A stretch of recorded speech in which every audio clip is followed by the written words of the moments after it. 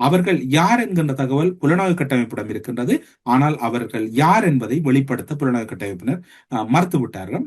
குறிப்பாக சொல்ல போனால் தமிழ் தேசிய எழுச்சி, தமிழ் தாயகம், தமிழர்களுடைய ஒற்றுமையை சீர்குலைப்பதில் சில முகவர்கள் இந்த பகுதிகளுக்குள் வடக்கிலும் கிழக்கிலும் நகர்த்தப்பட்டிருக்கின்ற ஒரு தகவலும் வெளியாகி இருக்கின்றது.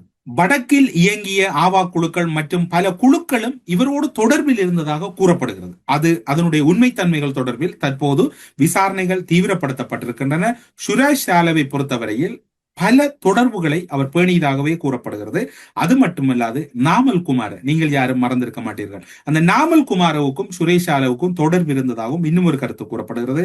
தம்புள்ளை பகுதியிலே மசூதி இடிப்பு முதல் ஈஸ்டர் தாக்குதல் வரை அனைத்து சம்பவங்களும் ஒன்றிலிருந்து ஒன்று தனிமைப்படுத்தப்படவில்லை, எல்லாவற்றுக்கும் தொடர்பு இருக்கின்றது. ஆனால் ஒரே நிகழ்வு ஒரு பகுதியாகும், ஒரே நிகழ்வினுடைய ஒரு பகுதியாகத்தான் இவை பார்க்கப்படுகின்றன. இவ்வாறான செயற்பாடுகளோடு தொடர்பட்டிருந்த சுரேஷ் ஆலே திடீரென்று பிரிகேடியர் தரத்துக்கு உயர்த்தப்படுகிறார்.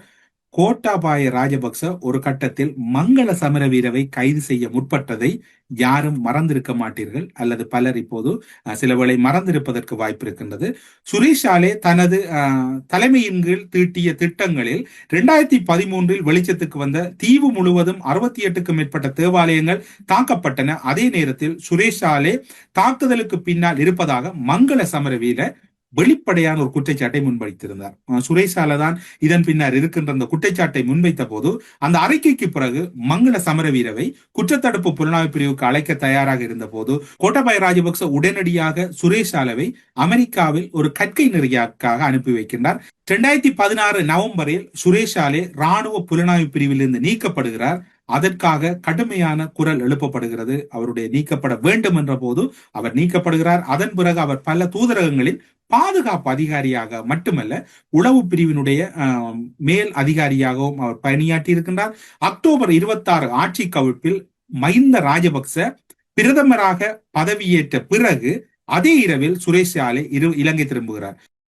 மஹிந்த ராஜபக்ச பிரதமரான உடன் சுரேஷ் ஆலே வெளிநாட்டிலிருந்து இலங்கைக்கு வருகிறார். அதன் பின்னர் அவர் சஹரான் குழுவோடு தொடர்பு ஏற்படுத்தினார் என்கின்ற ஒரு ஆதாரமும் இப்போது கிடைக்கப்பட்டிருக்கின்றது. அது தொடர்பில் விசாரணை பகுதியில் தான் பல தகவல்கள் இருக்கின்றன.